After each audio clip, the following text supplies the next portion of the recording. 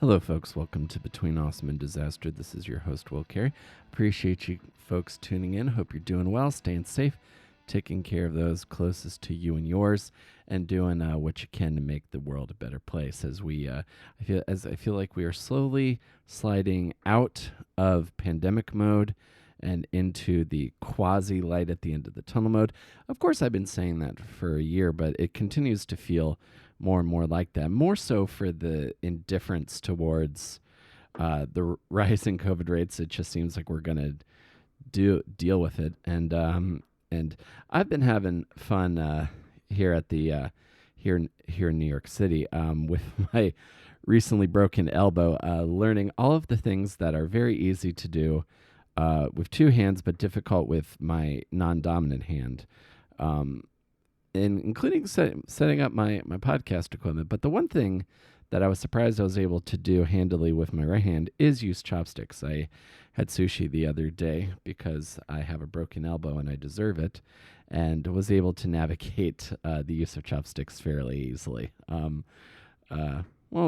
With minimal spillage. That's also the other important part. But I'm very much looking forward to 6 weeks from now, once my arm has healed. So we'll see what the orthopedist says next week. But before we get into the show today, I want to tell you guys another fun story from my recent travel to Argentina.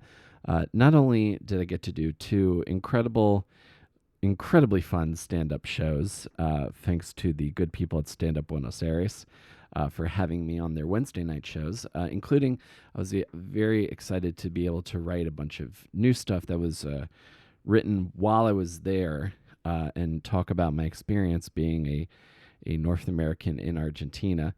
And because that's something you learn once you travel to South America, is if you think you're American because you're from the United States and no one else from North America or South America is, you're wrong, and you'll get corrected on that. So it's very cool to be able to, it was cool to have been able to write some jokes and get some laughs based on my experience in Buenos Aires. And I also saw a comic make a woman cry and run out of the show. So it was really like the full stand-up comedy experience. Laughs, oh my God, that happened. And I wrote some new things that went well. And additionally, while I was down there, I got to attend the Copa Libertadores, the final group stage Copa Libertadores match for my friend Chango's team, Vélez Sarsfield. It was my first time seeing soccer or football in South America, and it was one of the most incredibly passionate sport, and exciting sports experiences I've had. And this is including seeing FC Barcelona, seeing games in Asia, seeing tons of very high-stakes matches in Major League Soccer. This takes the cake. We sat in the fan section, which is called the Popular, and stood the entire show. Vélez ended up winning 4-0 and being able to advance in the Copa Libertadores. Random strangers would just grab and hug me and scream at my face, which was incredibly exciting and not an experience you get in sports in the United States. And I like to, as arrogant as it sounds, I like to feel like Vélez had a good run while I was in Argentina, and I'm excited for my friend Chango, and I hope that Vélez can continue on in the next part of the Argentinian domestic league, as well as in the Copa Libertadores. So that's my international sports experience for the last couple months. Also want to let you guys know, my band Bright Ugly will be playing two shows in New York City and Brooklyn at Sovern in July. We will be playing with my buddies in Goalkeeper on July 19th, and then we will also be playing a show. We'll be playing a show, I believe, on the 21st. I think that still has to be confirmed, but we will be in Sovern, hopefully, right with enough time for my arm to heal and me to be able to play bass again. So that would be exciting. But let's get into what we've got on the show today. So I've been in an effort to discover some new bands and make some new friends and feature them on the show. My guests on the show today, I have two guests, are from the band 11 to Midnight out of North Carolina. Megg Jacobs and Jonny Clifford are going to be joining me today. They're the co-lead vocalists in 11 to Midnight, which are really fun, melodic and heavy easycore band from North Carolina. Megg is the clean vocalist, and Jonny does the like blah blah kind of screamy stuff. And I did not know them prior to this podcast, but I enjoyed their music. And there is a crazy story that brought this band together, including what brought Jonny, who's a relatively recent addition to the band. This guy has got a story very unlike many that I've heard on this podcast. So this is, again, one of those episodes where it's really exciting because there's no way I could have planned for half of this stuff to come up in conversation, but it's so exciting when it does. And like, I think tests my ability as an interview to be really present, listen, and to take the information I'm being given and ask relevant questions that I'm curious about. So this is a really fun chat. And if you want to check out 11 to Midnight, you can listen to, they have 3 singles out now, which you can get wherever you get your music. And if you enjoyed this podcast and want to know more about me, you can go to awesomedisaster.com, get links to my merch, Patreon, everything I do at awesomedisaster.com. And let's get into it and talk to Megg Jacobs and Jonny Clifford, the lead singers of 11 to Midnight.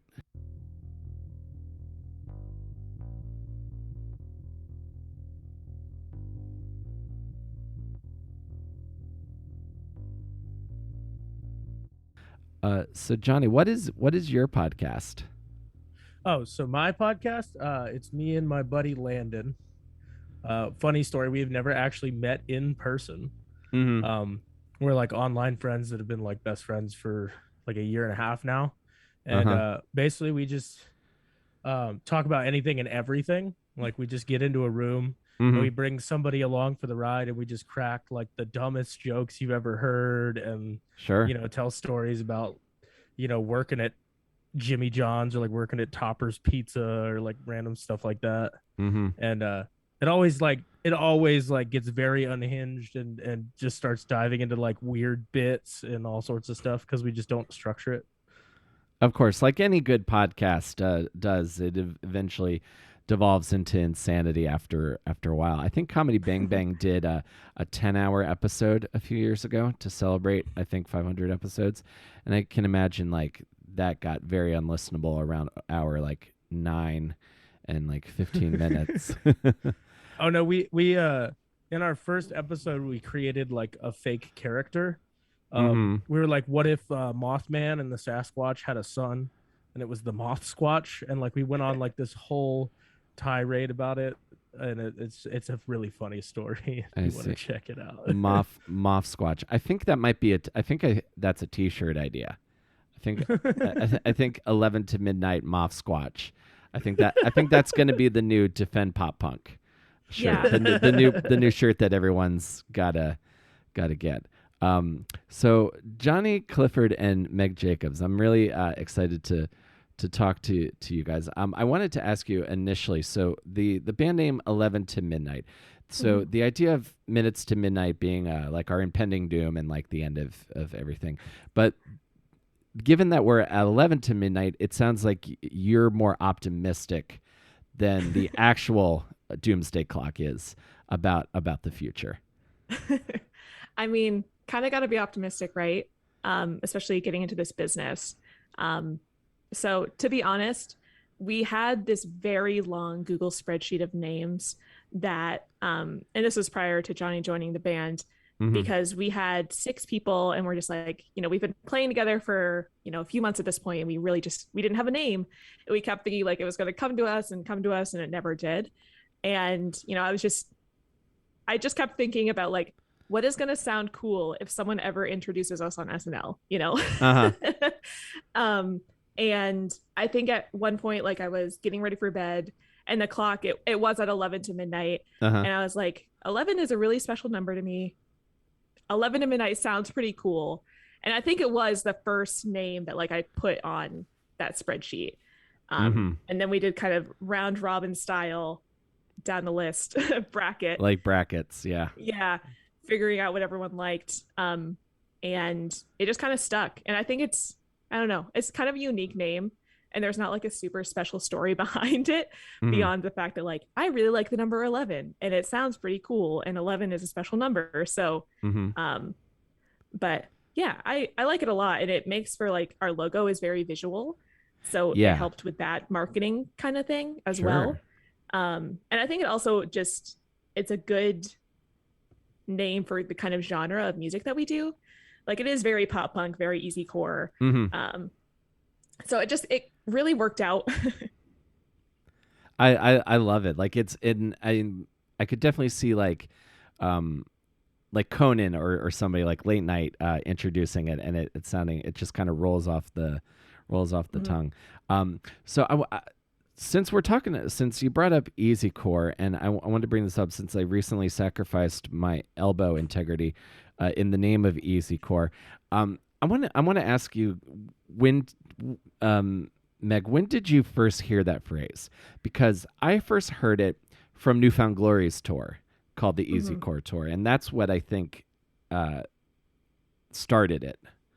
Yeah, so I actually first heard it, and this is going to make me sound like real uneducated, but when we were doing the first day of shooting for a music video for Black Box, and the director was, talking to us after the end of the shoot, and he's like, yeah, you guys do easy core like really, really well.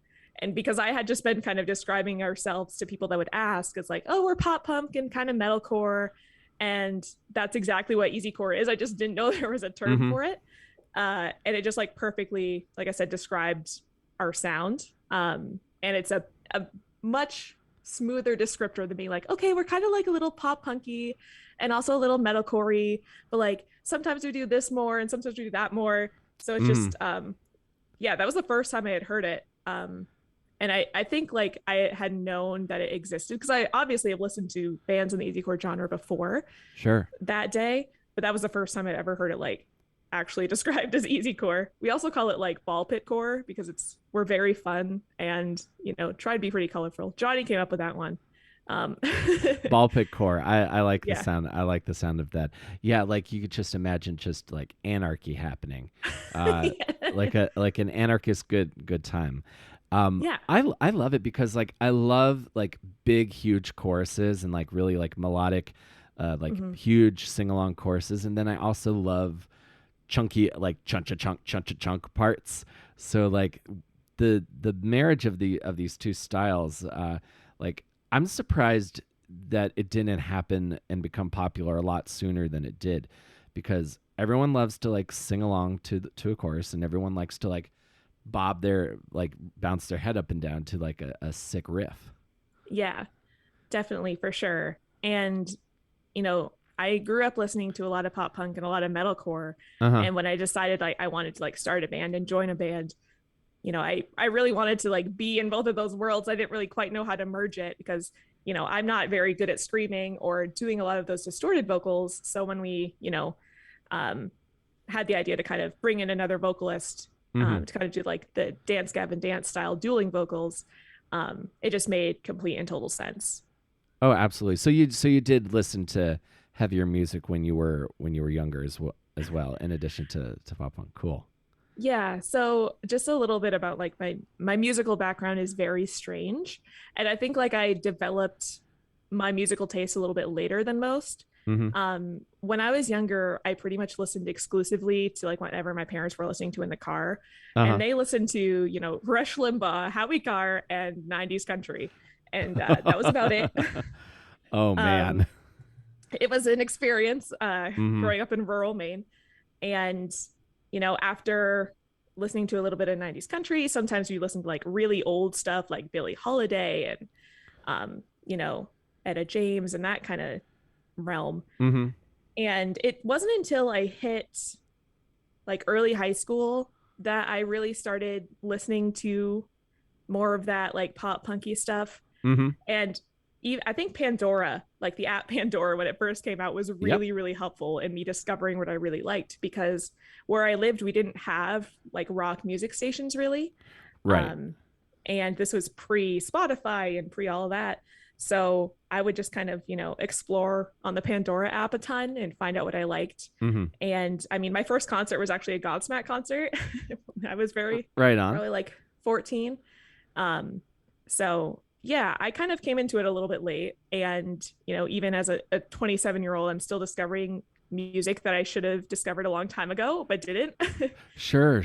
No, I can imagine you're trying to make up for lost time. I'm sure over the course of this conversation, I'll find some like, oh, if you haven't, this band is great, so you should definitely check them out. Kind of bands. That's really rad. Jonny, I'm curious if it was at all similar for you. Do you have like a background in love of like heavier alternative music, or did you come to it later? Oh, I am like what the industry likes to call an absolute music nerd. So I mean, my brother was always super into like punk music and stuff like that when I was growing up. He introduced me to like the Distillers, Sex Pistols, Under Oath, like all those bands. And I got all the hand-me-down band t-shirts, and by proxy, I had to be a punk kid. It just kind of did that. But like for me, it's always been like I like anything with energy. So sure. like I'm not like even though I scream in a easy core pop punk ball pit core band, like I listen to like all sorts of crazy stuff and pull influence from like all over the place. Like I'll listen to The Tallest Man on Earth, which is like a folk I love project. That guy. Yeah, I love The Tallest Man on Earth. I listen to a lot of post rock, like Moving Mountains, and then there's I don't know, for me it's just like anything that has a good solid build was always something that I always liked. Like I know we're supposed to cancel them, but I still have like a soft spot for Brand New, even though their lead singer did all that messed up stuff. But like, right, like the builds on their songs were always a big influence on me, because I like anything where it starts soft and at the end you're just like in an epic montage of just sound. And I think for me it was because I grew up in a very musical family. Like my stage name is actually a direct like line from my grandfather's stage name, because he played in a doo-wop band back in like the late 50s, early 60s, and he went by Bill Clifford. So I was like, I'm gonna take his stage last name so that like people can connect the dots. Oh, nice. Yeah, that's like a nice family lineage thing. Yeah, because our actual last name is impossible to pronounce. So it was like either you change it or you sit here and watch people mush it up. So no, I know what you mean. Will's my middle name, and I very few people know what my real first name is. Try not to let the secret out. But yeah, so like, okay, so Sex Pistols, Under Oath, so I imagine like there's probably like some Ramones sneak in there at some point, probably. I mean, like Punkin Drublick shows up I imagine.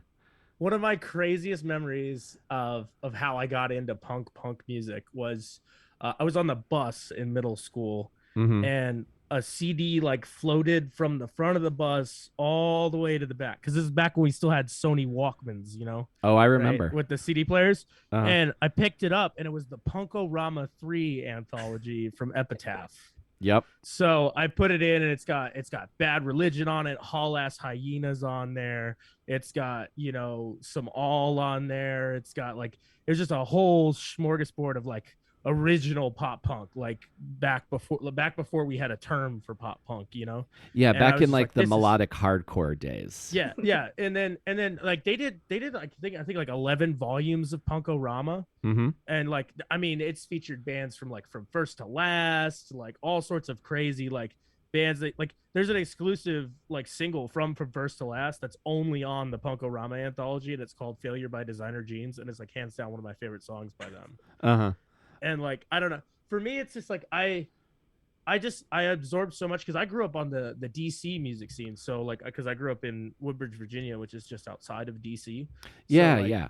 with the DC punk scene, like it's still alive and well, it's still thriving, it's still crazy. Like so I mean, and then it's really funny because I mean, and my mom, she was super into like the 80s hair bands, like Bon Jovi, Guns N' Roses, Duran Duran, like all of that stuff. Yeah. And then my dad was always super into like the like the 80s alternative stuff, so like he would listen to like U2 and like Tears for Fears, Flock and of like Seagulls, all of that like like that precursor to industrial, precursor to like emo stuff. Mm-hmm. So like then when I kind of formed my music taste, it was like a combination of the two. It had the the loud vocals of the 80s like hair metal bands, but it had like the emotive like lyrics of the 80s alternative stuff. So it was just like when I found bands like American Football and Sunny Day Real Estate and all of those, and the Appleseed Cast and all of those, like those were like perfect for me. I loved those bands.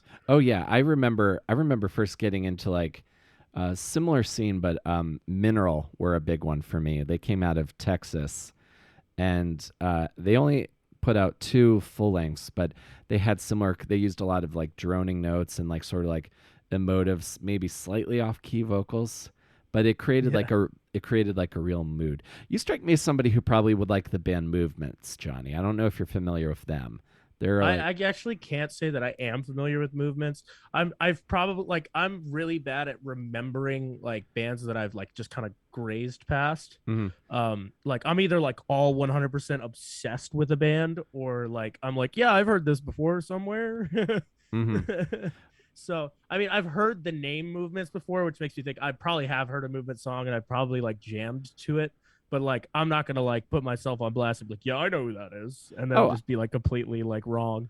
Well, again, this is I like if I can do a musical exchange on a podcast, I always like when that can happen as well. And Meggs, you said like you listened. There was a lot of like early, so after 90s country, sounds like there's some like vintage soul singing in your musical background as well, which I think I kind of hear because like your singing voice on the 3 singles I listened to, which I really enjoyed, definitely gives me that like you sound like you could also sing like R&B or neo soul very well. Like you don't have just what I would call like the classic like through the nose pop punk voice.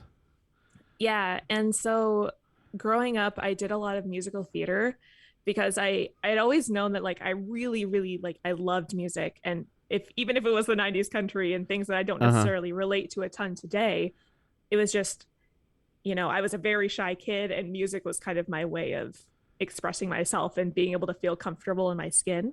Mm-hmm. So the way that I found I was able to even do music was doing things like the School Musical from age 8, or competing in like all state competitions and show choir and jazz choir, and taking vocal lessons to prepare for all of those competitions.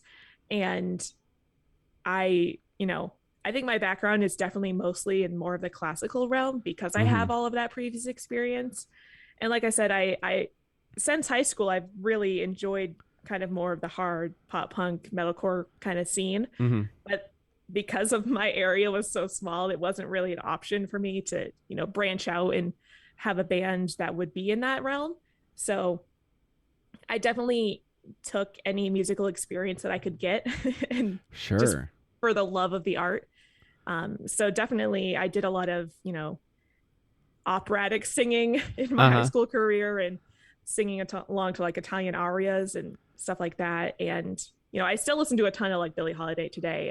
And it's just, I still love that style of music, but yeah, I really enjoy it. And I think I really enjoy taking a lot of different inspirations and different vocal styles and kind of making it my own, and working it into things that, if you think about it too hard, you might be like, oh, that might not work. But then when you hear it, you're like, oh man, that really actually does.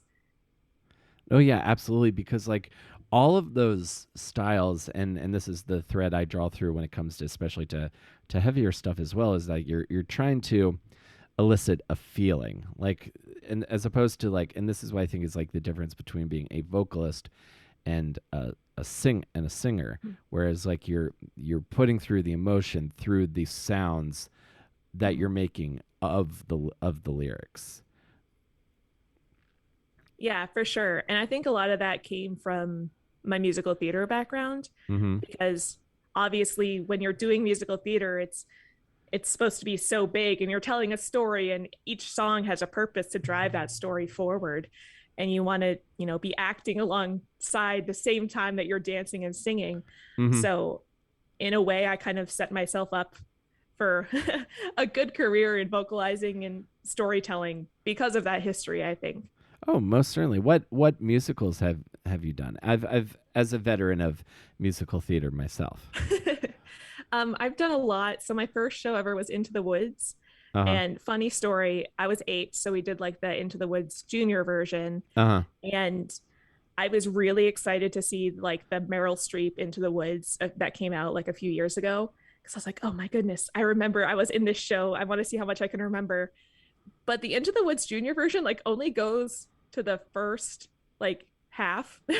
Like there's no second half, which I don't know if you're familiar with Into the Woods, but like everything that was good in the first half kind of just destroys itself in the second. So I was like, oh, this is like a pretty short movie. And then the second half hit, and I was like, I have never heard of any of this happening before. So it was a little bit of a shock in movie theater. But I've done things like Bye Bye Birdie, Hairspray, just a ton of different shows. And even in college, I wasn't acting or singing or doing any of that sort of stuff, but I still worked in a theater. Like I did concessions and helped out with lighting and some stuff too.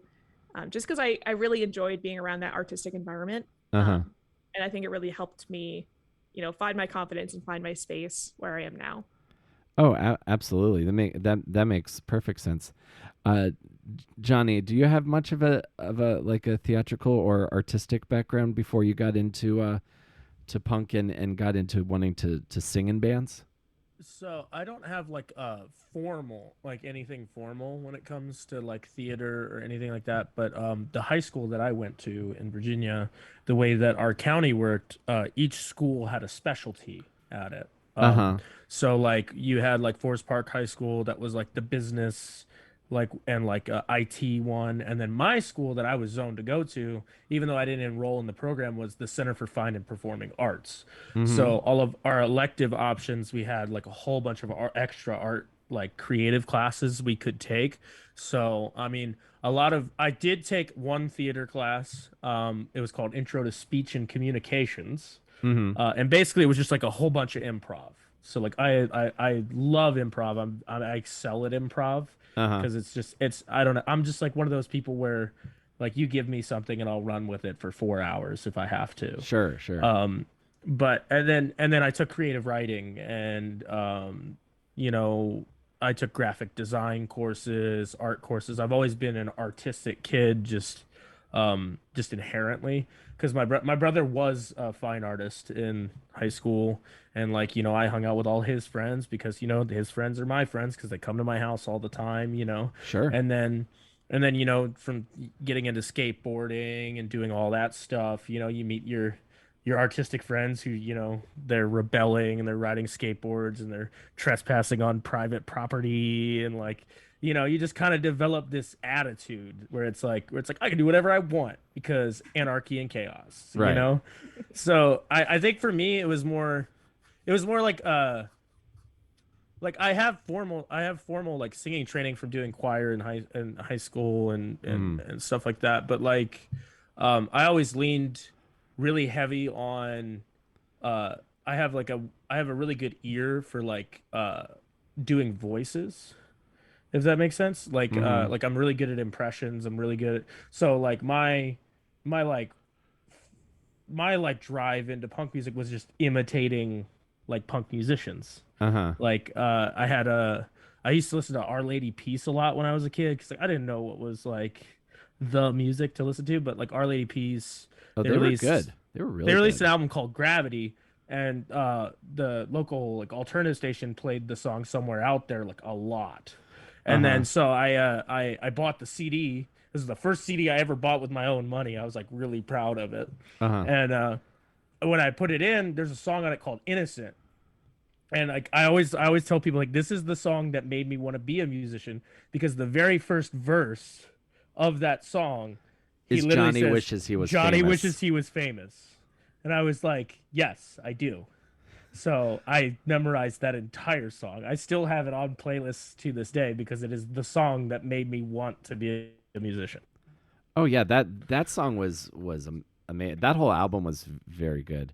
I remember seeing them a lot because my exposure to music, because I grew up in the middle of nowhere in Maryland, so we're not too far off, Jonny. And Meg, you grew up in Maine, like I did. Just I grew up in between Bangor, which is where Stephen King lives, and like I'd say that the town of Deary, which is where it takes place, is literally like my hometown.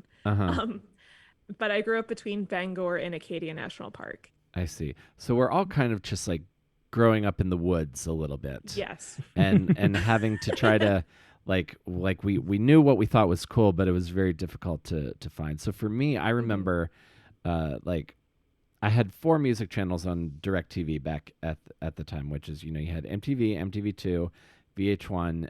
This was when VH1 was in their hair metal phase, right before the reality TV took over. And then Much Music, which I think is now Fuse. So that's how I discovered Our Lady Peace, because I believe they're a Canadian band. Yeah. So yeah, they were really big on Much Music with like bands like Alexis on Fire and like all the other like major Canadian bands in the early 2000s. And then they just kind of like disappeared. They made one really solid album, and then the rest are just kind of like they're trying. Like and like I'm not talking bad on Our Lady Peace in any way. I mean, art changes, but like for me, like Gravity was like their pièce de résistance, like the perfect album for them. And then when you listen to the other ones, you're like, it's not the same. Like it's good, but it's not the same. No, I know what you mean, and especially like if it's connected to like a really certain like place and time, like you'll love certain songs and albums forever. Like that's why I still bump The Young and the Hopeless is still on steady rotation. Also, I still listen to 303's Want, and that's an embarrassing thing to admit, but I still blast like Rich Man and like sing it at the top of my lungs in my car. I don't even care. 303, I never quite got into them, but I definitely remember I'm trying to remember of that scene. Oh, I'll tell you like an old man punk rock story. So I remember my freshman year of college, I remember going and seeing All Time Low open for SR-71. I love SR-71. SR-71 is the best. Oh, so you should go and listen. I had Mitch Allen on a few years ago. He's a great dude. SR-71, like right now and politically correct lyrically, are some of the best pop punk songs ever written. I completely agree. I love those songs. Like, and nowadays, like when I deal with comedy circles, people always talk about how like, oh, Mel Brooks couldn't make those movies today. But I feel like that song was the first one to mention that in the lyrics. Politically correct. So I feel like they transcended everything. Meg, do you have any albums like that from like those high school years that you like still hold on to? Like, do you have an Our Lady piece? So this is gonna like embarrass me a little bit, but this is a judgment-free zone on this podcast. I hope so. MCR's their like last full-length album, Days, Killjoys, yeah. That came out when I was in high school. And I had like peripherally heard of MCR like a little bit. Like I think Teenagers played on the local pop station, but I really like didn't know them beyond that until this time. I was like, getting more into the scene. I'm like, oh, I like Fall Out Boy, so like I'm gonna have to like MCR and like I'll listen to their new stuff when it comes out. And I know Danger Days is kind of a controversial album in terms of their discography, but I think it's one that I go back to a lot because it's very like it's poppy and it's fun and it's definitely a departure from what they did earlier. And I feel bad because I keep bugging my friends about all of the MCR stuff that's going online with there's mystery behind it. And some of them are posting on Twitter and no one knows what it means. But, I wasn't there for the first time around when all of this stuff was happening. Like I wasn't involved at all. So I missed out on all of it. And I was like, oh my God, I'm so excited. I'm so excited for what's coming. And yeah, I think probably Danger Days is one of those albums for me for sure. Oh, excellent. That has some very underrated songs on it. Like I think Summertime and Kids from Yesterday are great songs. Like I will go back and listen to those frequently.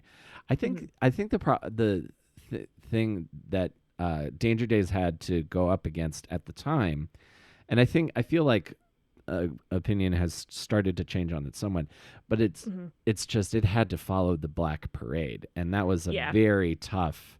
That's a tough ask because the Black Parade to me is a perfect album. Like I can't find. I'll still listen to that and think it's great. The day the reunion tour was announced, this is pre-pandemic. There's a lot of former emo kids in my office. So when tickets went online, we were all like multiple computers, like trying to get tickets. Like, oh, the New York this show sold out. So but you're able to get tickets for this. Oh, they just announced another one of a New Jersey show, and it was like the floor of the stock exchange. It was gnarly. Yeah, I am incredibly lucky that I'm seeing them 4 times this year. And I have never seen them live before because like I said, I grew up in the middle of nowhere. So we didn't get Warped Tour. We didn't get any of those things. Right.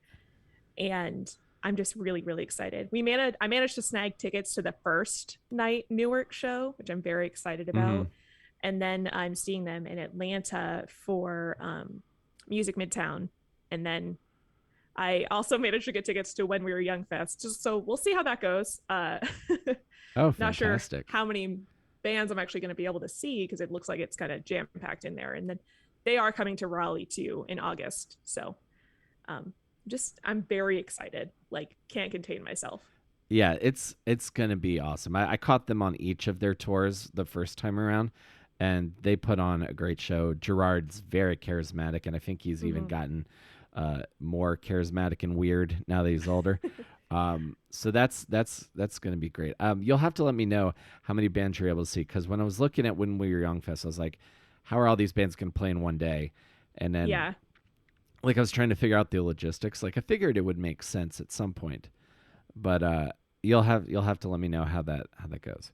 Yeah, okay. I'm not entirely sure how it's going to work. I heard something about like rotating stages where they're going to do like sound check on one side and then rotate it when the other band is done and they can clean off and stuff. But not sure how it's going to work, but I'm going with a friend of mine. So we're just going to, even if it's emo Fire Fest, I feel like we'll have a good time. Oh, exactly. And best case scenario, you can leave Las Vegas. You're not stuck Correct. You're not stuck on the island, which is good. Yeah. There is no island. There are no sad sandwiches. It'll be fine. Exactly. Okay, so you're grown up in Maine. Jonny, you're in Virginia.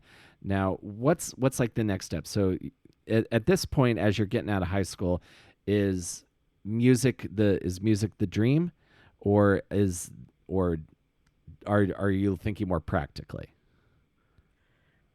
So I really didn't know what I wanted to do after high school. I thought I wanted to be a dentist for a hot minute because I was like, I loved art and I loved like making sculptures and working with my hands, but I was also like very type A, loved science as well. So I'm like, oh, dentistry is cool because I can like shape people's mouths and like work on their teeth and stuff with my hands.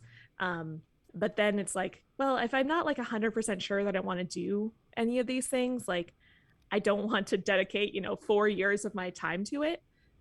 So what ended up happening is my father worked at a specific college on the coast of Maine.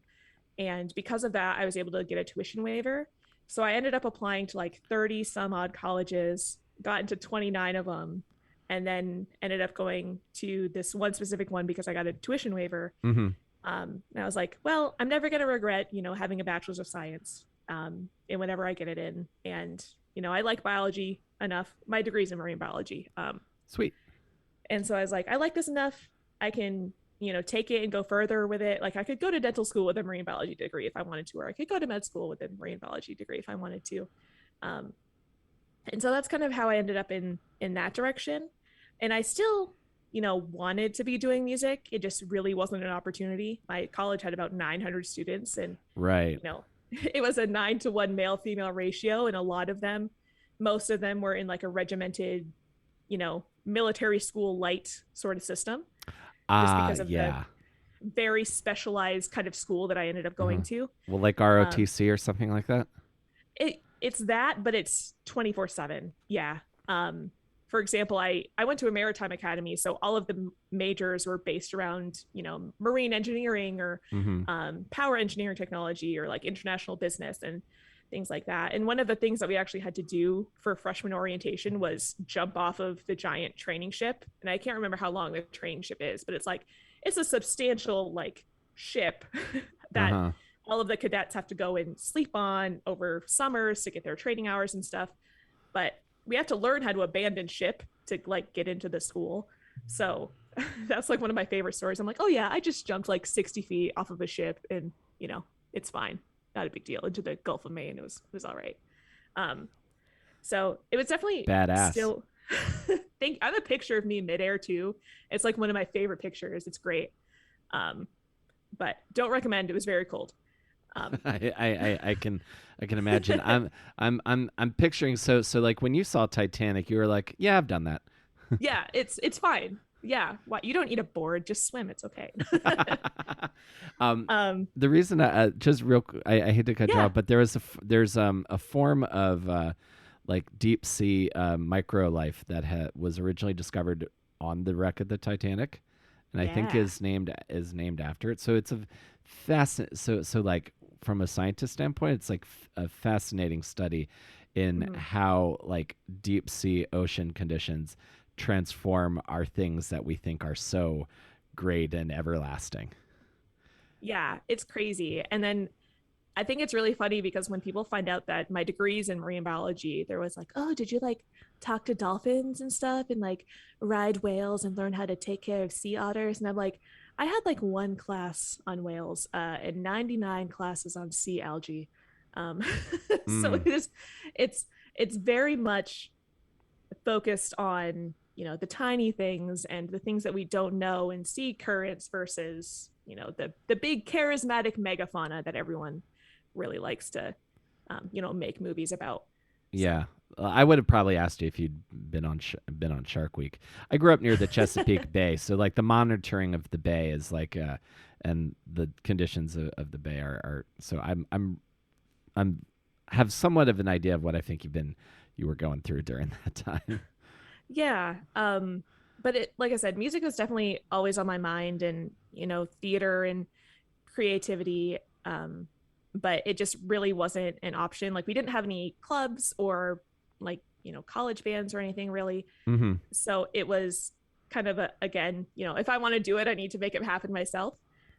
So kind of put it on the back burner until after college and after I moved. But I think it ended up being for the best, because in college I, was very insecure and not super confident and, myself or what I wanted to do. And after I moved, I was able to kind of make those decisions and find out what I really wanted to do. And I think it made for a better product and a better introduction to, the world of being in a band and writing music and doing all that sort of fun stuff. I could imagine. So, and this was from Maine to North Carolina? I moved 10 days after I graduated college. Yeah, I was ready. To get out. It snowed 24 inches in 48 hours my last year I was there, and I did not have a garage, and I had a non-4-wheel drive car. So oh no, it was time. Yeah, I can imagine. But I feel like this is an underrated thing, because the idea of being well adjusted and then being in a band, because I've created bands with some and done comedy with some of like borderlines like borderline levels of like mental illness, undiagnosed mental illness, like sociopathy, all the whole colorful array of quirks and unusual personality disorders. It ran the gamut, right? Absolutely. So and Jonny, so what gets you to North Carolina. So you're going to school outside of Virginia. What's like the path that you ended up on? Oh boy, do I have a story for you. I can imagine how many. Um, will I be able to use your real name? If not, or is there evidence no, or there warrants? I 100% own anything that I've ever done in my life. So I got out of high school in 2011. So and then I tried to do the solo music thing for a little while. Played some shows up in Maryland, some shows down here. Like you and an acoustic guitar? Yeah, just me and an acoustic guitar, and then my buddy Rodrigo. He had like a little independent label called Globe Garage at the time. Okay. So he would like help me book shows. I played like real small house shows, like in Ocean Pines, Maryland, and like all sorts of like weird beach towns and stuff. And then when my parents got divorced my senior year of high school, and then my dad ended up moving down here to North Carolina. So I pissed off my mom really bad. She kicked me out of the house. Oh no. And my dad took me into his house down here in North Carolina. Me and my girlfriend at the time. And then that relationship ended on a whole another story that I don't even feel like telling right now. But and then I stayed down here in North Carolina for a few years. You know, got involved with the wrong crowd. You know, the old time story. You know, being a punk teenager, fell in with the wrong crowd. Started using drugs. Started, you know, I was addicted to cocaine for like 3 years. And then eventually, my dad remarried, and I moved in with him and my stepmom, and my stepmom was like, "You need to get your shit together." Like she like straight up like, it's like, "You need to get your shit together," and she was like, "Either you join the military or you go to jail. Those are the only two things to fix your life right now." So I enlisted in the Army in 2015. Okay. I shipped out to basic training February 28th of 2015. Went to Fort Leonard Wood, Fort Lost in the Woods, as we like to call it. Trained there for basic and AIT, which is like job training. I became an 88 mic, which is a motor transport operator. Okay. Basically, I drove big old trucks for the Army. And then after basic training, they sent me to Colorado. Okay. At Fort Carson, which is in Colorado Springs. Right. I was there for 3.5 years. While I was there, I was, playing open mics. I joined a few bands while I was out there. I had one band that was an easy core band for like 5 minutes, like little small stuff, but it's the Army. So, your schedule doesn't really line up with having a band. Yeah, I can imagine. And then they sent me to Washington after that, Joint Base Lewis McChord. I did 4 years at Joint Base. My second to last year was COVID. So I got a free year off of the Army while I was in the Army, which I thank whatever higher power there is for that. I can imagine. And then I got out in August of last year. Wow. And I while I was in, I got my military skills transferred into a CDL. So I did a little over the road trucking for a little bit. Over the road trucking was torture. So you're driving like an 18-wheeler and like sleeping in truck stops. Yeah, and... I literally my whole job was I would drive Starbucks coffee from Minden, Nevada at the production plant into Rancho Cucamonga, California on repeat. Oh. So I would just drive through the Sierra Mountains and through Death Valley and into Southern California and then back on repeat. Oh, wow. So you literally got to like drive through like a Wile E. Coyote cartoon. Oh yeah, 100%. And then I got military muster orders while I was doing long haul, which is where like after you're out, you have an obligation time for up to 8 years. And because I only did 6.5, I had to go in, and they had to be like, "Hey, so this is how being in the Army but not being in the Army works." But it was an appointment here in North Carolina, so I came back here to North Carolina. While I was here, I caught COVID, So I was stuck here for 2 weeks. And while I was here, I was like, you know what? I'm just gonna look for jobs here because I just gone through like separation and divorce and all that, and I was like, there's nothing for me in Washington State anymore. So so I started looking at jobs. I took a job here, working for like doing Walmart delivery for like the produce. Okay. And those hours were terrible. So I bet. then I took a job with Waste Management, and actually the day before my interview was the day that I went and auditioned for 11 to Midnight. So just kind of a crazy like whirlwind ride, hurricane that led me here to this exact place, this exact time. So man, what a confluence of events. And did you just walk into the audition and be like, I can drive the tour bus? Pretty much, yeah. Yeah, and I also have a good screaming voice. So I actually bought our tour bus. So I found like I have this like since I lived in a truck for so long, like I love the idea of living in like a micro-sized home. So I bought like a 1984 like executive diplomat RV that I'm like renovating right now. So I'm like double renovating it right now. It has like a double purpose. I'm renovating it to be a nice like apartment for me when it's like the off time, but also a nice tour van when we end up inevitably going on tours. So we have like we use Slacker chat to like plan like band stuff. So I made like a separate channel that's just called The Bus, that's like keeping track of the renovation and stuff. So yeah, it's pretty great. Amazing. And because I've been like planning out like how to tour, because for when my band can do it, and this sounds amazing. Are you like putting like bunks in and stuff?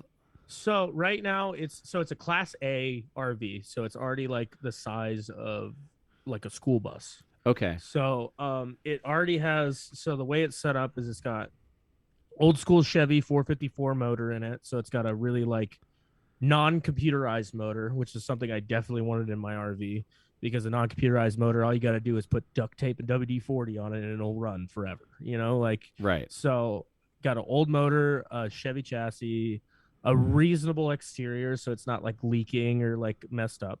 And then the way it's set up now is there's a bedroom all the way in the back of the bus that has a platform for a fold queen size bed. And then when you take about like a 4-foot walk forward into like the kitchen area, there's a table that folds out into a single sleep bed. And then you walk another 4 feet forward and there's a couch there that folds out into another double sleeping bed. And then the passenger seat folds down into yet another single sleeping like arrangement. So all in all, it sleeps 6 comfortably, which is exactly how many people we have. So amazing. No, this makes sense. If you've got a lot of people in the band, you want to make sure everyone's like comfortable and you can kind of be as self-sufficient as you possibly can. I have Cowboy, you're blowing my mind right now, Jonny. So was like the Army what got you off of coke? Did you just like go cold turkey when it came to getting off drugs? I always made the joke whenever I would go to like promotion boards in the military. They'd always be like, "Why did you join the Army?" And I would always say, "Free rehab." Like, and is that an acceptable answer? I wasn't lying. I was telling the truth. I mean, like, honestly, I needed structure in my life because I didn't have structure. Like I'm a very ADHD person, a very impulsive person. So the thing was, like, I would call out of work sick and I would show up to work and then I would, go hang out with my friends instead. Or I would like just no call, no show to go to a show in Richmond, or, like I would just live in the general punk lifestyle of, I don't care about you, man. It's all about what I want to do, Sure, totally.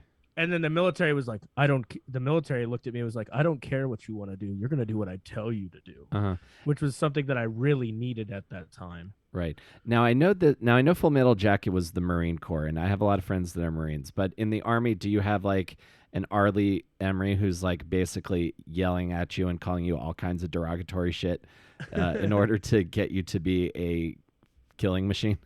So basically the way that like, and I'm not going to say anything that threatens the military. Yeah. I don't want you getting in trouble or anybody showing up. I mean, at I'm my not in the house. military anymore. I can say whatever I want. But so Well, basically the way it it works worked is for you. You show up off a butt, like you show up, you do your MEPS thing, which is where, a doctor tells you to bend over, looks at your butthole, like all the whole nine or whatever that is. Yep. You do the duck walk in your underwear, and then once you're cleared from MEPS with all of that, because I actually had to quit drugs before going to MEPS because you have to pass a drug test while you're at MEPS. Right. So I got clean for as long as I needed to pass that drug test. I took the first job the Army offered that like got me out of there as quick as possible. So I took the 88 mic job because it was a week out from the day that I enlisted. And getting into the Army was a whole mission for me because I had to like get all of my medical records from my ADHD medication, like anything that ever happened to me, I had to get together and give to them. Mm-hmm. And then I also, I had a criminal record, so I had to get all the paperwork for that and explain how that happened and like sit before a provost marshal and explain that I'm not a criminal anymore and all that stuff. And then after MEPS, they put you on a plane. And they're like, you're going to basic training. And then you go to basic training and you get there and it's like, all nice and pretty. And you're in a room and they shave your head and you're just hanging out. And then you get sent to actual basic training. Right. From that building. You get on a bus with like 30 other strangers that you've met for like 10 minutes. Uh-huh. They're like, you're best friends now. And you're like, okay, we're best friends now. Okay. And then you show up and they like, as soon as the bus doors open, the what we like to call the shark attack begins. Uh-huh. They take your bags off the bus, they throw them wherever the hell they want to, and then you have to go find your bag in a sea of bags that all look like your bag. Uh-huh. And then once you find your bag, you got to run like way too much running. I don't even know what the distance was. And then they gather you in this big old hangar, and then you put your face in your bag.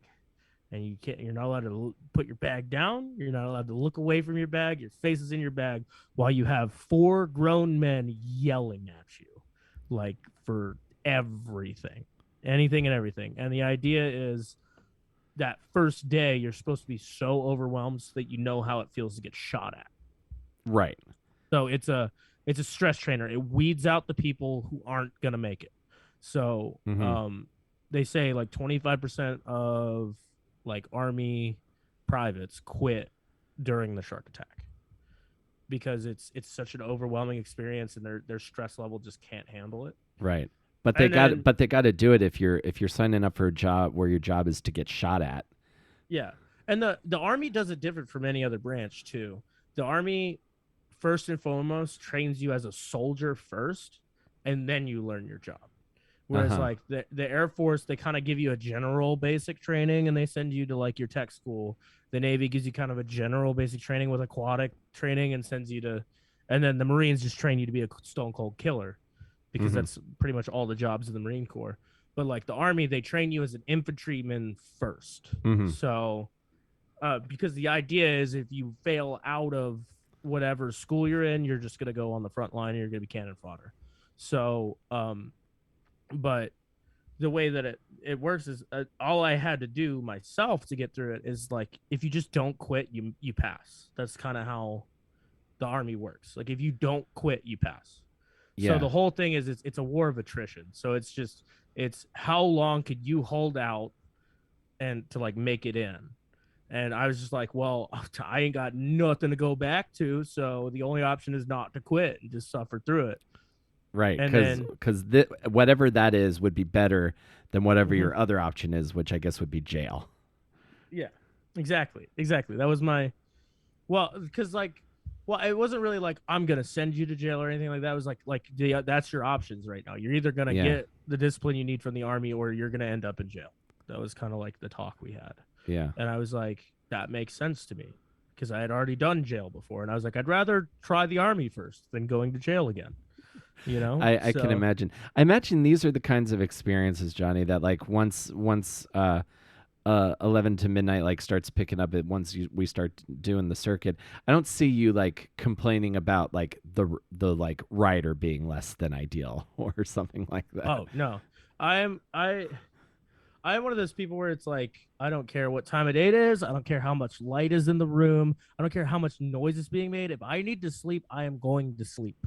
Or like if the seat just has like a spring sticking out of it, it's poking me in the back, I'm just like, yeah, whatever, we'll make it through. You know, I'm just like, I'm very calm in, like, I mean, as like calm in a sense of like, I don't freak out because I'm not a calm person in any way. I'm an absolute spaz. But like in terms of like emotional maturity and like the ability to just take something at face value and be like, this is fine. Like I definitely have a higher level of that than most people, because it's like the army has done so much bad stuff to me that it's like, as long as I have a place to sleep and I have money to eat, I'm fine. Yeah, it's a very healthy like sense of perspective, and I want to get Meg's side of this as well for when you come into it. But so, at what point do you go from I'm doing this solo acoustic thing to, oh, I have an opportunity to be like the like scream in a band? Like, when did that switch happen for you? So I mean, when I was in high school, I was in a like a screamo band that went nowhere. So I had already had the experience in screaming. Because I mean, it was a bunch of high school kids. We just hung out and we wrote a bunch of screaming songs, but we never played. We never did shows. We never like, it was just a bunch of guys hanging out and playing angry music in the basement, you know? Totally. So yeah. like I already had like the vocal training to do screaming, and I was good at it. And basically what happened was I got back to North Carolina, and I was like, I have all this free time now because I'm taking a new job, and I know like what my set hours are. So I finally have time to dedicate to a project. So I was like, you know what? I'm just going to get on Craigslist and I'm going to look and see what is out there. Like, who's there? And I was clicking on anything that piqued my interest, like whether it was like a cover band, anything where I could just get behind a microphone and like do my thing and just have a good time. And then I found the 11 to midnight post. It was like, looking for screamer, exclamation point. And I was like, okay. And then I clicked on the Spotify links and all that. And then I remember hearing the sound, like hearing, because I listened to Origin Story first. That was my first intro into 11 to midnight was Origin Story. So, and I was just like, this is awesome, because like the most recent project I had was like an easy core project, and we really only recorded like half a song, right? And that was like the extent of what we did. Like, I showed up at a Guitar Center and was singing while playing guitar, and the guy behind the counter was like, oh dude, I have this band that we're trying to start, you want to come by and like record a song with us? And I was like, all right, cool. So we recorded like half a song and then never talked to each other again, you know. Like so I still had that demo and all that, so I replied to the ad. And I was like, because like I was like, dude, it's easy core. I know this. This is my genre. Like I got this. Because like the only reason why I ever played solo was the necessity of it. Because it was like, sure. It was like I learned how to play guitar well enough to sing to guitar, but I never learned how to play guitar great. You know. Totally. So like, I was always a really good lyricist, a really good vocalist, but I don't have the musical prowess to make it as a solo artist. So, but like when I looked, and then I sent Justin, our guitarist at the time, was the one who posted the ad. So I was like email corresponding with Justin, and like he sent me some demos to like scream over and stuff like that. And I found like some old like open mic videos of me screaming and stuff. So I sent him like the easy core demo, and then me screaming at an open mic, and then a scream recording, and like all of that stuff. And he was like, you know, we're just gonna meet up and see if we vibe. Like, because like I don't like because like the recordings were like the best thing ever. You know, because it was on this microphone I'm talking to you now, and it was just kind of like I had to be quiet, you know, like because sure. But like I sent that through, and he's like, yeah, we're just gonna hang out, and we'll see how it works. So like the first audition, what I would call the audition, I never actually like screamed in the audition. We showed up. I was wearing a Mothman t-shirt. We had like a 20-minute conversation about cryptids, and then we were just like hanging out, and then they practiced and played their songs. I screamed one time, and it was for the breakdown of Origin Story, because it's like, I can't not scream this right now. And then it was just like, yeah, we'll get back to you, whatever. And I found out recently that they were actually auditioning somebody else but that never happened. So by happenstance, I was the only option left. Yeah, But- one thing, sorry, just to piggyback off you, Jonny, a little bit. One thing that was really important to us too was that, you know, you fit in well with the group because, you know, I always describe it as like a marriage between 6 people, especially when you have that big of a band. Oh yeah, that's exactly what bands are like. And it seems kind of trivial to be like, oh yeah, we'll bring you in just see if we vibe, but like it meant a lot too. And as soon as you showed up in that Mothman shirt, it made me laugh because I was wearing a jean jacket at the time that had multiple patches on it that I had gotten from the Mothman Museum in West Virginia when I took a road trip there. Because I love cryptids and I think they're just so fun. So it definitely meant a lot because, you know, we're all so close in, you know, outside of the band as well, that making sure that when we're bringing in someone new, we're going to keep that vibe and make sure that everyone is still close and there's not going to be any weird drama or anything because we're all like over that, you know, we're older. We don't want to deal with all that nonsense. So that was really important. Yeah. At a certain point, you're just like, I just want to get on stage. I don't have time for all of this other stuff. And how long had 11 to Midnight been a band before Jonny joined? Because you guys have the 3 singles that are out now that are like super sick. But how long had the band been around? So I'm trying to think. The band has gone through a few stages. So Justin and I, who is the guitarist that Jonny was just talking about, initially connected in the summer of 2020 because I obviously 2020 was terrible for everyone involved, but I kind of started writing songs during that year after the death of my father because he passed away like really unexpectedly and we had a really complicated relationship and it was just like, I don't know how to deal with this and I'm alone and isolated and I can't see any of my family and I just don't know what to do. So I'm just going to write music and do that. And that actually, Origin Story was the product of the song that I had originally written about the death of my father. But so I was just kind of like looking online for other people to jam with because, you know, I can play a tiny bit of piano, like I can figure it out, but I'm not good at guitar. And I just, you know, I wanted to be part of a band that, you know, made music that I liked and that I had enjoyed. And I realized that now that I moved to like the big city, quote unquote, I could probably find other people that wanted to make music the same way I did. So Justin and I met up and he was already jamming with another guitarist at the time. And it was more of like a metalcore project. So, you know, we had come up with the name like Second Stand, like it's going to be the 3 of us together. And then that guitarist decided to leave the band. So it was just Justin and I. And Justin and I were like, you know, we need more people. It can't just be the 2 of us because, you know, we don't have the experience or the time to like know what to do and, you know, make drum loops and all that sort of stuff. Yeah. So I had posted another ad on Craigslist. It seems to be how we find everyone. Yeah. And, you know, I hadn't posted that we were necessarily like looking for another vocalist, but our old vocalist, Nathaniel, had reached out, was like, hey, I really like your stuff. If you're into this idea, like, let me know. And, you know, I was into it. Justin was into it. So we brought him in, gained the other members. And then I think we fully became like the 6-person band in like January or February of 2021. And then obviously we're writing a lot of that year. And, you know, we did recording that year as well, like in November of that year. And then we just started filming the music videos like March of this year, March of 2022. So it's been probably like a year and a half of total 11 to Midnight-ness. And it all kind of came together during the pandemic. Yeah. That's awesome. It's also it's awesome that something kind of cool and creative could come out of just the worst possible situation.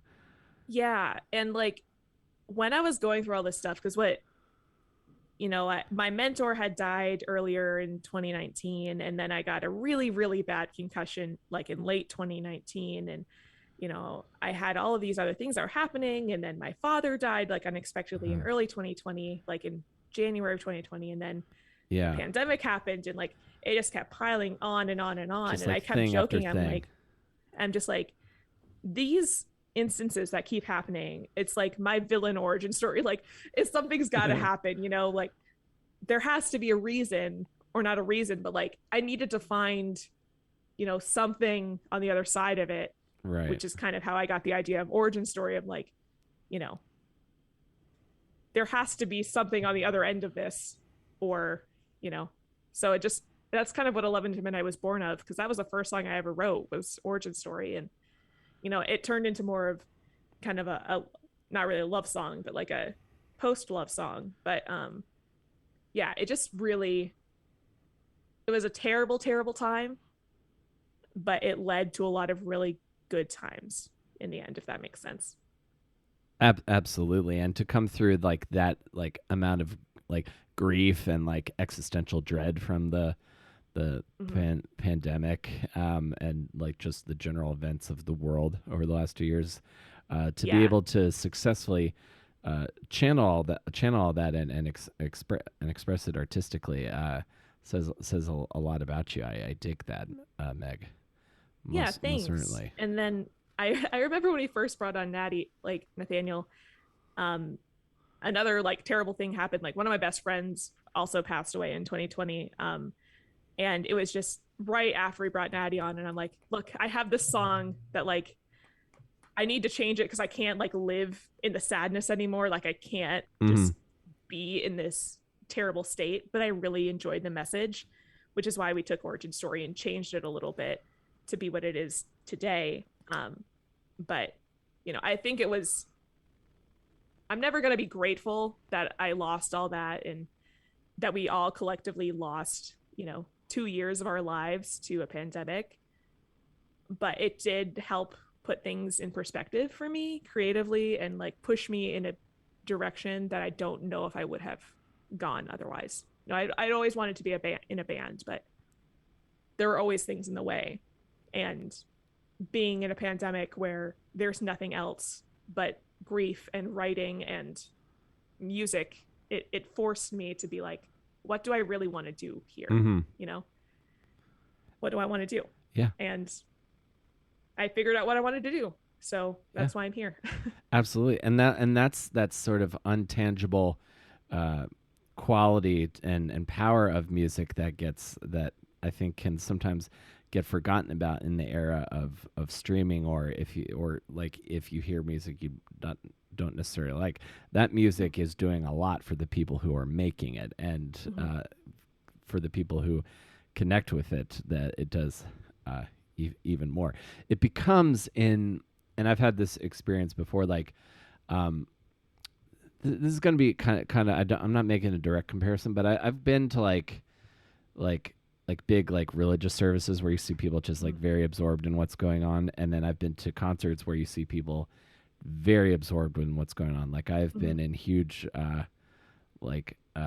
to hear like an entire crowd just shouting back the words of a song at a band, and just having that moment is like really powerful, and being able to participate and create those moments, which are only for the people, the performer and audience in that room at that moment. It's quite amazing. What is something, so you guys formed during the pandemic. We have 3 singles now. You when we started talking, you had just filmed a music video. I'm curious, what are the next steps for 11 to Midnight? What would you guys like to be doing in the next few years? So we're working on a lot of shows right now. We're like trying to get some shows, and it's kind of funny because I think everyone is doing the same thing, because everyone's really, really itching to go play shows, now that, you know, we're a little bit out of the woods, not quite all the way out of the woods, but we can see the light at the end of the tunnel. Totally. So that's kind of what we're focusing on right now. And we have 2 more singles that we need to record and release with Jonny as well, that I'm excited to get through. I don't know if this would ever be a possibility, but I would love to record like a full length, concept album akin to something like The Black Parade or 3 Cheers or Sweet Revenge. obviously not necessarily within the same vein, but as a storyteller and someone that has always been involved in the arts and theater, that idea has always just really, really appealed to me. Uh-huh. And I think I write the best music when I, you know, have a story that I can base it off of, or have a story in my head that I can just, you know, jive off of, if that makes sense.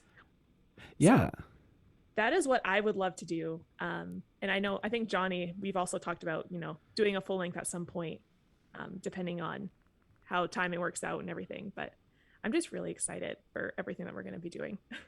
That's amazing. And this sick tour bus is getting made. So you gotta get it out on the get it out on the road, and, you know, sleep in some Walmart parking lots and do the thing. Speaking of concept albums, like the Black Parade, this is the thing I want to make sure I recommend before we get out here. How familiar are you with the band The Early November? I have never heard of them. Okay, so I'm Hopefully glad I don't get hate for that. I don't think so. Like we said, like you've had to come back to a lot of this stuff. So Yeah. they were on a seminal pop punk record label from the early 2000s called Drive Thru Records, which, if you ever wanted to deep dive into the bands that were on that label, you'll find tons of great albums. So they did a triple album from 2006 called The Mother, The Mechanic, and The Path. And it tells the story across a lot of different musical styles. So and I'm going to get it, and I'm probably not going to get 100% right, but it's essentially a guy who has a messed up relationship with his father and his family, leaves and ends up repeating a lot of the same things that he swore he would never do. And it is bookended by these audio segments of the protagonist talking to like a therapist or some other character. It is if you want to talk about like storytelling, like concept albums, I think this is very interesting, and it is not corny the way Kiss's Elder Scrolls is. Yeah, that sounds definitely right up my alley. Like I don't know, I love storytelling and world building, and, you know, I just really want to take people kind of on a journey with music, and, you know, make them be in a different place. And I don't know, that's just something that's always been really fascinating, because I've always been also like a creative writer. Like I love writing stories. So to put those to music has been really fulfilling. Yeah. I could see you building like a whole like universe, like Coheed and Cambria have like a whole universe within their music. That I'm a more casual fan of Coheed, but there's some like diehard Coheeds, and there's like there's like comic books. Like I could see like there's like a whole multimedia thing in down the road for you. I mean, that'd be super cool. My brother is like a really talented artist, so we have the comic book artist all ready to go if we need one. Well, perfect. We're probably gonna have to promote a lot more stuff on this show in the future. We're talking about concept albums, though. I have to have one recommendation for the group. My favorite concept album of all time will always be Armored for Sleep's "What to Do When You're Dead," because it goes through. Yes. It's the reverse stages of grief of being the person who dies. So, like the first song, he dies after crashing his car off a bridge. And then it goes through the stages of grief of letting go of being alive. That's heavy. And it's really cool. Good. Really good.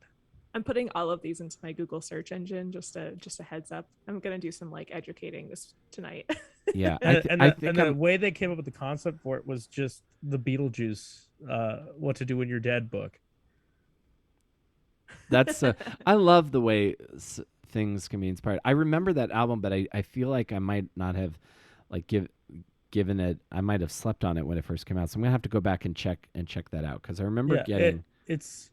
In my opinion, like I love all of Armored for Sleep's like discography, but in my opinion, that is hands down one of the best concept albums I've ever heard from a band that's not known for being a concept album band.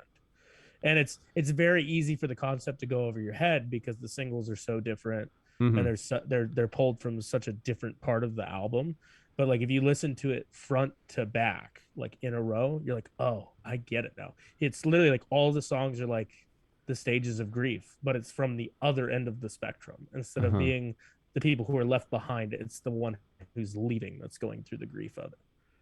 That's fascinating. And again, that's a flip on the often told perspective of like when it comes to like death and loss. And I also like, I particularly enjoy like a nice, like a concept where you got to pay attention to it. Like as much as I love Tommy by the Who, that's like a whole production. Like you couldn't just, if you're listening to Tommy by the Who, you kind of got to listen to the whole thing unless you're just going to listen to Pinball Wizard. Literally all of the Who's concept albums. I mean, Quadrophenia, man. Like, oh yeah. I love Quadrophenia. I'm weird. I love the movie. I love the like the application of that album throughout the film, and like obviously it's critically acclaimed. It's Criterion Collection material, but I just love I don't know why I've always loved like the story of like the 1960s British mods, because they were punks, but they were like clean cut punks. They were like, they wore suits, they rode Vespa scooters, they, you know, but they still rioted and fought the rockers and all that stuff. It's just such a cool, like, weird subgenre of punk that isn't actually punk, but it's the most punk rock thing you've ever heard of in your life. Oh yeah, like the attitude of punk, I feel like and the ethos, like the DIY ethos, I feel like are some of the most like influential cultural phenomenon. Once you take away like the uniform of punk, especially from like the early days, like these are all very practical philosophies and things that could be applied to a myriad of different disciplines and that would yield results. Yeah, and I like to think the mods are the proto punks, because I mean the mod movement happened shortly before punk. One of the most notable mod bands of all time is the Buzzcocks, which is like the #1 influence for like the Sex Pistols, the Ramones, you know, the Cure, all of that stuff. Like if you ask any of those early punk artists, like, how did you come up with your sound? They're like, oh, we listened to a bunch of Buzzcocks records, but then we played it bad. I could totally see that, because Buzzcocks were like psychedelic, they were punk, they were melodic, they were everything. Yeah, it's a culmination of David Bowie, you know, the Buzzcocks, you know, and then you've got you know, the early, like the later stage Beatles, like psychedelic stuff, and some of their heavier stuff like that the Beatles did. And I forget the exact story, but supposedly there was a story where all of the Beatles like went on like a trip or something, and they played a show, like a secret show or something, and they played all their songs way too fast. It was like really loud and aggressive version of the Beatles songs, and like a bunch of punks were in the audience, and like they were like, this is awesome and stuff like that. So like I don't know if there's any truth to that story, but I've heard that story like circulate quite a few times to where I'm like, it might be half true, but it's still a cool thought that like maybe there was a punk in the audience that watched the Beatles play a bad show and was like, this is great. I could totally see that happening. Yeah, I just want a punk band to like do that now though. Like I would 100% go to that show. Like if they just played all of the Beatles but in punk, it'd be so good. Oh, okay, I would so love now to we see have that. to go cover all the Beatles songs in punk. All right. Please. I think there's room for, if Fearless Records listens to this, for Punk Goes Beatles. I would listen to that. Oh, dude, if we do Punk Goes Beatles, I want Octopus's Garden, because I am 100% a Ringo stan. I mean, like I don't know why. I just like Ringo's songs are just so unhinged, and I love all of them. Yeah, they're perfect. Yeah, no, that's the only kind of interesting songwriting you can get when you let the drummer write a song. Like every band's had that moment where you let like the person who doesn't get a ton of songs on the album write the song, and it's always memorable. Like the Yellow Submarine, Octopus's Garden. His drumming style is like very quietly influential. Yeah, big fan of Ringo. I have one more thing I want to say about the Buzzcocks. I completely lost my hearing at Warped Tour when they played. Yeah, they're aggressive. Like they are so loud. Like I don't mean like ringing in my ears. I mean cannot hear a thing. And I was just like, oh no, is this what the rest of my life is like now? How long did it last? I think it started to go away by a few bands, but I remember like this was before I wore earplugs regularly to shows, so that was the tipping point where I was like, okay, I'm wearing earplugs from here on out. I think the one perk I got out of the military, disability wise, is that I have like permanently damaged hearing. Because like I can go to a show and I have natural earplugs now. Like right. You've been like driving like huge trucks. I've been driving big old trucks and firing machine guns way too long. And everybody's always like, yeah, but like doesn't the military like give you earplugs? I was like, I'm sorry, but when you're like in the field, which is like fake combat, and you're on like quick reaction force, which is where you're sitting in a gun truck waiting for something to happen, and you like fall asleep and you don't have time to put your ear pro in, you're just going to shoot that gun with no ear protection and you're going to listen to the sweet sound of tinnitus. Yeah, exactly. So you kind of get used to it. Well, guys, this has been incredible. Is there anything could not have planned for half of the stuff we talked about, which is what I love that happens on this podcast sometimes. What can we plug before we get out here? So 11 to Midnight has 3 singles out now, wherever you get your music. What else can we promote? So this hasn't officially been announced yet by the promoter, but it's 100% going to happen. So I'm just going to plug it now. Thank you, Jonny. But we have a show at School Kids Records in Raleigh, North Carolina on the 22nd of July. It's a 4-band bill. We don't know where we fall on the bill. We're assuming in the first 2 bands because 2 of the bands are touring right now. Mm-hmm. So we're definitely local support. So we'll either be first or second. So get there early. We're working right now. I spent the better half of this afternoon trying to work up and design our first merch drop. Mm-hmm. T-shirts, black box themed. Has a good lyric on the back of it with our logo on the front. And then just in general, we have the 2 new singles. Whenever we get time to get in the studio, they're really good. They're really, really solid. And I'm not saying that just because I helped write them, but I challenged myself on one of them. And this is my humble brag, but there's the last scream in one of them. I try to hold it for as long as physically possible. Trying to go for the Fit for a King record pretty much. Uh-huh. I mean, I don't think it's anywhere close to Fit for a King, but it definitely will be longer than Given Up by Linkin Park. So it's definitely a pretty long belt at the end of the song, and I'm really excited to record that. So awesome. Anything else we can plug, Meg? We have a music video that we're, still finishing up filming on it. It keeps getting bigger by the day. We're going to be going into our 3rd day of filming, and luckily that one is just going to be me. So we're not going to have, 6 people's schedules to work around. But that should be coming out within the next couple weeks. We're also going to have a lyric video made for Accept It that's coming out in the next couple weeks as well. And yeah, pretty much just the show is the main one. Any singles that you want to listen to on like Spotify or any of your other streaming stations would be a huge help. Awesome. Well, thank you so much, both of you, for doing this. This was really fun to get to meet you guys. And if my band ever makes our way down to North Carolina, I will reach out to you for sure. Yeah, 100%. Always down. Awesome. Thank you again, Meg and Jonny. I really appreciate it. Yeah, thank you so much.